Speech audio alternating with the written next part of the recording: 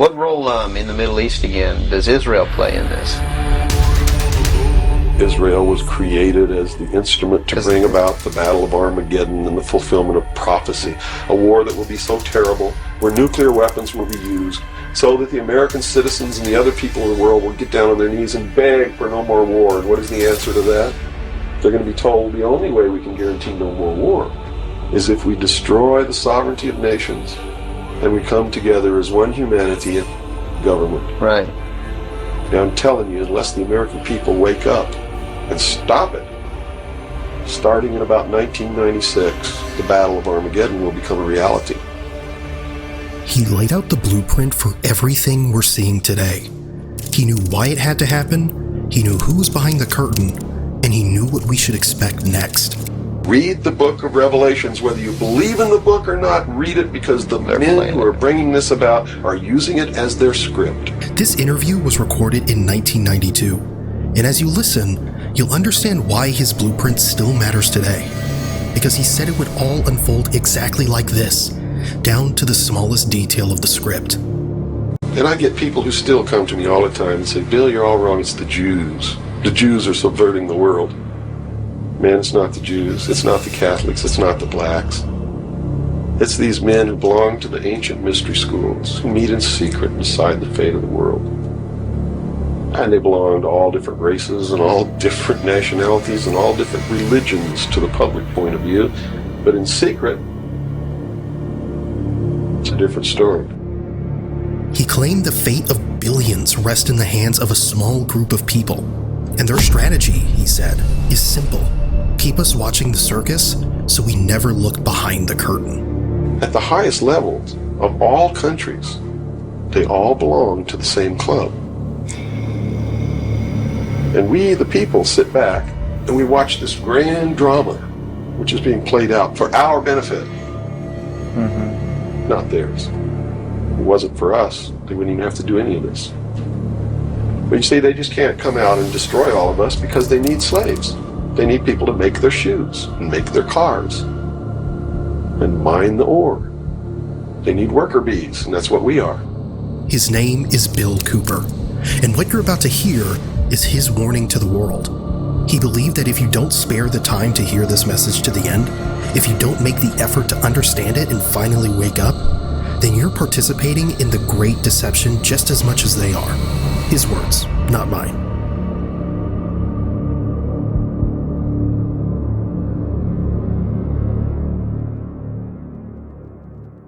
George Orwell was just like me. He was a low-level member of British intelligence who was appointed to a position high enough where he saw the same documents that I saw. And he tried to warn the world just like I'm trying to warn the world, only he wasn't willing to take the risk that I'm willing to take, so he wrote it in a book called 1984 and spelled out exactly what's coming as a warning to the people of the world, as a work of fiction. But you notice that that work of fiction really stirred people up because they knew that it wasn't fiction. In their heart of hearts, everyone who's read that book knows that it's coming. Here's what Orwell understood. Control doesn't happen overnight. First you distract, then you divide, then you rewrite the rules so people don't even know they're being controlled. 1984 showed us the final destination. A world where nothing is true and everything is permitted except for those in power. For decades, that was just fiction. But now, more and more of the pieces are fitting together. The scenarios that were once ridiculed are beginning to look like the morning news. Why is it that you are here today, or how is it that you are here today and you're not, conveniently taken away and put in a padded cell somewhere so that you can't speak of these things? I can tell you this, I began to reveal information in 1976, and I was physically attacked on 2 occasions. My skull was caved in, that's what all these scars are here. On the second attack, I lost my leg, they visited me in the hospital. They had no intention of killing me, they were delivering a message to me. Shut up. And that was the message that came through loud and clear. And 2 men who identified themselves with identification cards who belong to the Defense Investigative Service, which is really the Defense Intelligence Agency, asked me if I was going to shut up or they were going to have to do it right. And I told him, I said, you don't have to worry about me. I'm going to be a good little boy for the rest of my life, and yeah, I'm going to shut my mouth. And I did for 16 years, kept silent until I saw this. You can talk conspiracies all day and people will just ridicule you, call you paranoid. But when you start talking about what you're not supposed to, that's when they come after you. At least that's what Bill said in the full interview. But now, he's starting to say things that really make you pause. Look at the pattern. Why does every piece connect? If it's all just coincidence, why does it keep happening? Listen to this. Either these men are following the book of Revelation. The book of Revelation is it is in the Bible. They're either following it, just like a plan, and bringing the prophecies in there to pass to manipulate and control those who believe in those prophecies and neutralize them, so to speak. In other words, if this is written in the Bible and God has ordained it, who am I to resist? It must come to pass, so I'm not gonna try to stop it. Okay. What a perfect way to neutralize the opposition right off the bat. Or there really is a God, and what he said was going to come to pass is coming to pass. And I named this, Behold a Pale Horse, from chapter 13 of the book of Revelations. The fourth horseman of the apocalypse is the pale horse. And I looked, and behold a pale horse, and his name that sat upon him was Death, and hell followed with him, and power was given unto them over the fourth part of the earth, to kill with sword, and with hunger, and with the beasts of the earth. Now, look at the four horsemen. Revelation 6 describes white, red, black, and pale. The Greek word for pale is chloros, greenish, the color of death. Some point to the red horse, war, as already writing. The black horse comes next. Famine, collapse. The verse describes inflated prices, scarcity. Some suggest it could be approaching. Revelation 13 describes a world where no one can buy or sell without a mark. Today, central bank digital currencies are rolling out globally. Is it the mark? No one can say. But the technology described? It's being built. Whether you believe it or not, some in power clearly do. Commanders quote Revelation, leaders invoke scripture. Bill Cooper said they're following a script. Look at the pattern. Something is lining up. Everything that's in my book, Behold a Pale Horse, is everything in here, all the documents that are in here, everything that's in this book is in the public domain. Can be substantiated? Yes, and I intentionally wrote this book not using anything that wasn't available to the public, to show people that yes, if I can find this information, so can you. I have tons of stuff that's not available to the public. But as you can see by reading this book, you don't need that stuff because it's what you need is available to you. Public libraries are overflowing with the proof of what's really going on in the world, but nobody really utilizes it to the extent that they're able to pick this out and put it together. Another thing I've done for people is I've put it together for them so that they can see the overall picture rather than looking at small things and thinking that it's isolated. Nothing is isolated. It's all part of a big puzzle. Why is it that we can hear something this important and still forget it by tomorrow? Maybe we don't want to believe. Maybe we're scared. But I think it's something else. We're numb. Life grinds us down. Work, stress, the endless scroll, it all adds up. And then we turn on the news, hoping to understand. But instead we get noise, distortion, confusion. And that numbness, it becomes a habit, a survival mechanism. But what if that's exactly what some are counting on? All the media in this country, radio, television, and print, is all owned by 5 corporations. All of these corporations that own the media are owned and controlled and members of the Council on Foreign Relations sit on their board of directors. But you can trace that yourself. Okay. Remember, if you go down and you trace the ownership of a station or a newspaper and you get to a corporation, remember that somebody owns that corporation and it's usually another corporation. But when you trace the interlocking of all these things, when you get to the top, there's 5. And all journalists know that there's some things you don't write about and you don't talk about because you'll lose your job. And that's where the control is. Let's try it, shall we? Pick a news network, any network. Let's start with CNN. On your phone, type, "Who owns CNN?" You'll see it's owned by Warner Brothers Discovery. Good. Now type, "Who owns Warner Brothers Discovery?" In 2026, that's changing. Warner Brothers Discovery just signed a deal to be acquired by Paramount for over $110 billion. Now type, "Who owns Paramount?" Paramount was bought last year by Skydance Media, and Skydance Media is led by David Ellison.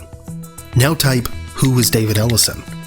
He's the son of Larry Ellison, founder of Oracle, one of the richest men in the world. But keep going. Who runs CBS News? CBS is owned by Paramount, and the editor-in-chief of CBS News? Barry Weiss. She was appointed after the Skydance acquisition. Now here's the thing. Cooper said all media is owned by 5 corporations. That was decades ago. Today, the names change, but the pattern doesn't. You start with a news network, you end with a billionaire. And that billionaire, always connected to power. Try it yourself. Pick any network, any platform. Follow the chain, see where it ends. You might be surprised how fast you get to the same place. Let's continue, because this next part is about us. That's why they pay athletes these fantastic salaries. I was listening to the radio the other day. They just contracted to pay one player on one team $6 million a year. Can you believe this? And why is that? It's the Roman circus. What does the emperor do when the people become restive? And when the people are asking questions, and when the people don't like the policies of the emperor? He sends them to the circus. He creates a circus. He builds a giant coliseum. And he begins to throw the Christians to the lions. And he has great chariot races and football games and basketball games, all to keep the idiots preoccupied with things that don't mean anything in the scheme of the entire world, so that they don't have the time to learn what the truth is, so they don't ever get smart enough to learn how they're being manipulated, so they don't ever question the emperor. That's why they pay a player on a football team or a baseball team $1 million or $2 million or $3 million a year. It is the Roman circus. I know men who don't know anything in the world except who plays third base for the Mets. And they think that's a great accomplishment. And they meet and pat each other on the back and bond and go have cocktails and talk about what this guy that plays third base for the Mets did in last night's game. It's sad. It's really sad. Juvenal, the Roman poet, said it almost 2,000 years ago. The people who once handed out military commands, high offices, everything, now restrains itself and anxiously hopes for just 2 things: bread and circuses. Bread and circuses. Today, the bread is your paycheck. The circus is the game.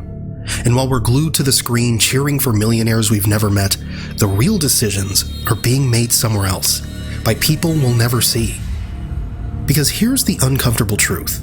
History shows that a society obsessed with entertainment often becomes easier to control. As long as we're watching, we're not asking. As long as we're cheering, we're not challenging. And as long as we're numb, they stay in power. But let me tell you something. When 150 of the most powerful men and women in the world can meet in secret in Baden-Baden, Germany, and plot the fate of billions, and nobody even cares about it. But 6 football players go to lunch together, and it's in the headlines across the country. You have a reflection of the society in which that exists. And it is a sick society that it's doomed to self-destruction. So based on that scenario, there's some truth into what these men are looking at. Absolutely, and that's what makes me so sick, is that I'm trying to wake up a people who on a daily basis are proving the ones that I'm warning them about to be right. Be honest. When was the last Davos meeting? And what exactly was proposed there? Most of us couldn't answer that, because we don't care. We have TikTok, we have Instagram, we have Netflix, we have our own lives, bills, work, relationships. Who has time to track what 150 powerful people discuss in a Swiss mountain town? And even if we watch a video about it, we forget it in seconds. The next scroll, the next notification, the next distraction. That's exactly what Cooper was talking about. While we're busy living our lives, decisions that affect our future are being made elsewhere. And most of us are simply too distracted to notice. The right track is don't believe anybody. Don't believe me. Don't believe George Bush. Don't believe anyone. You got to go out and you got to get proof in your hand before you can believe anything. And to do otherwise today is the biggest mistake that anyone can ever make. You begin believing people, putting your trust in them, that they're telling you the truth. I guarantee you're going to take a ride on a roller coaster you don't want to be on. Do your own research. Don't jump in the comments and ask, so what do we do now? I'm telling you, use your mind. Because even these videos, they're not here to feed you conspiracy theories. They're here to engage you, to wake something up. Critical thinking is the point. It's better to put your mind to work than to wait for information to be handed to you. Because what if all the information out there is wrong? What then? We have to go back to the roots, back to what we know is good, what we know is wrong. That inner compass, it's still there. We just stopped using it.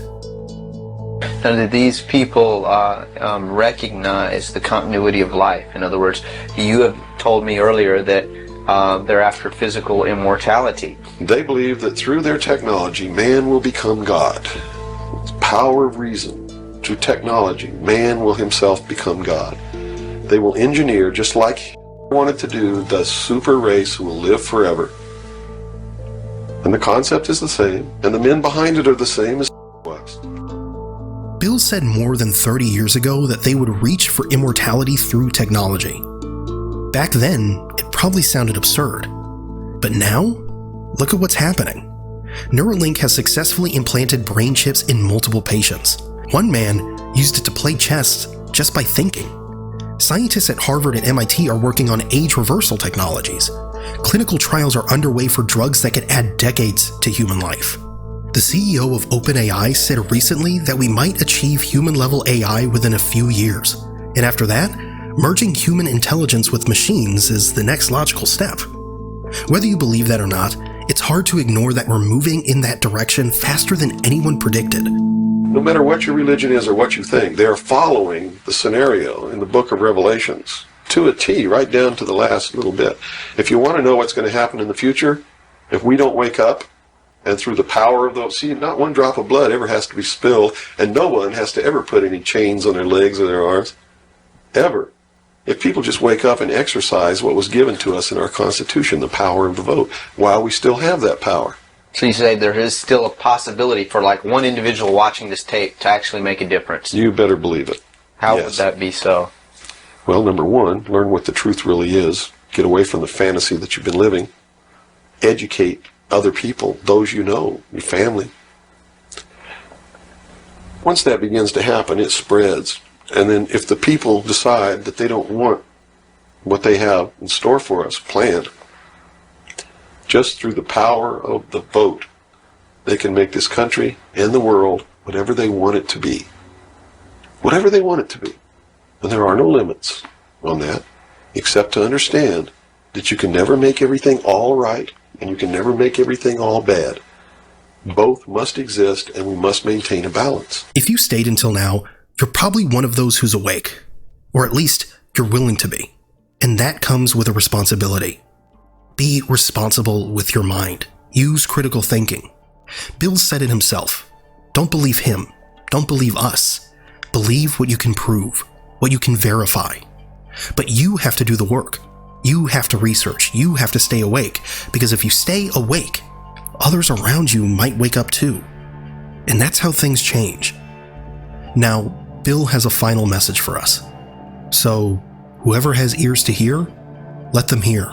By abdicating responsibility, by not walking in that divine state of grace, makes possible anyone meeting behind closed doors to bring about the world that they want.